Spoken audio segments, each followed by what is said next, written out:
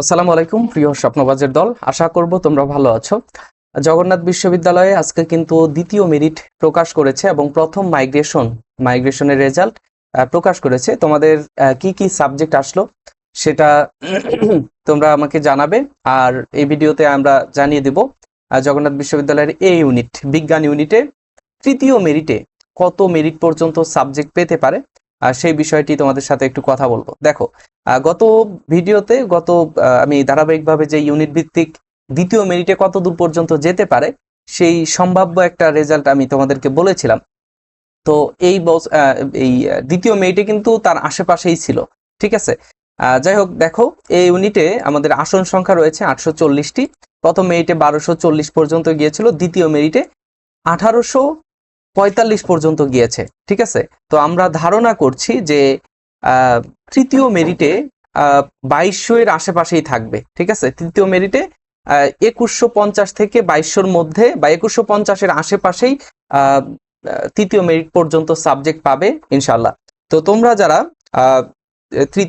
2150-এর আশেপাশে রয়েছো, তোমরা তৃতীয় মেরিটে সাবজেক্ট পাবে এবং তোমরা তোমাদের যে কাগজপত্রগুলো রয়েছে সেগুলো তোমরা রেডি করে রেখো, যেন তৃতীয় মেরিট দেওয়ার পরেই তোমরা সাবজেক্ট পাওয়ার পরেই ভর্তি হয়ে যেতে পারো, ঠিক আছে। আরেকটা বিষয়, যে তোমরা যারা ভাবছো যে আমাদের মেরিট তো অনেক দূরে, 3000 প্লাস 3500, এবছর আমি যেমনটা প্রত্যাশা করছি যে 3200 বা 3300 3400 এরকম মেরিটেও কিন্তু সাবজেক্ট পাওয়ার সম্ভাবনা রয়েছে।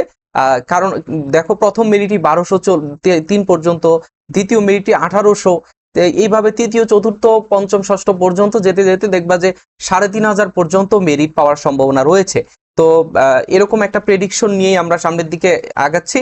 তোমরা একটু অপেক্ষা করো। প্লাস তোমরা যদি চাও যে জগন্নাথ বিশ্ববিদ্যালয়ে আমাদের সাবজেক্ট আসবে কিনা একটা কনফিউশনের মধ্যে রয়েছে, তো পরবর্তীতে তোমরা চাইলেই কিন্তু তোমরা গুচ্ছ ভর্তি পরীক্ষার জন্য যেই আমাদের প্রস্তুতি ব্যাচ রয়েছে সেই ব্যাচে তোমরা কিন্তু জয়েন করতে পারো, ঠিক আছে। গুচ্ছ ভর্তি পরীক্ষার গুচ্ছ, তারপরে ঢাকা সেন্ট্রাল ইউনিভার্সিটি, ন্যাশনাল ইউনিভার্সিটিতে তোমরা যারা বিজ্ঞান থেকে অন্যান্য ইউনিটে বিভাগ চেঞ্জ করে পরীক্ষা দিবে, মানবিক এবং বাণিজ্য শাখার জন্য আমাদের এক্সাম ব্যাচ রয়েছে, তোমরা চাইলে জয়েন করতে পারো, ঠিক আছে। এক্সাম ব্যাচের ফি খুবই কম। সো পরবর্তী ভিডিওতে তোমাদেরকে জগন্নাথ বিশ্ববিদ্যালয়ের অন্যান্য ইউনিটের তৃতীয় মেরিটে কত দূর পর্যন্ত সাবজেক্ট পাবে এবং সর্বশেষ কত পর্যন্ত সাবজেক্ট পেতে পারে সেই বিষয়গুলো নিয়ে তোমাদেরকে পরবর্তীতে জানিয়ে দেব।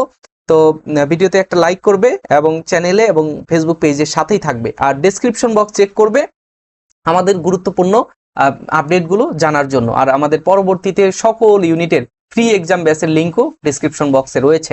সো পরবর্তী ভিডিওতে দেখা হচ্ছে, সে পর্যন্ত ভালো থেকো, সুস্থ থেকো, আল্লাহ হাফেজ, আসসালামু আলাইকুম।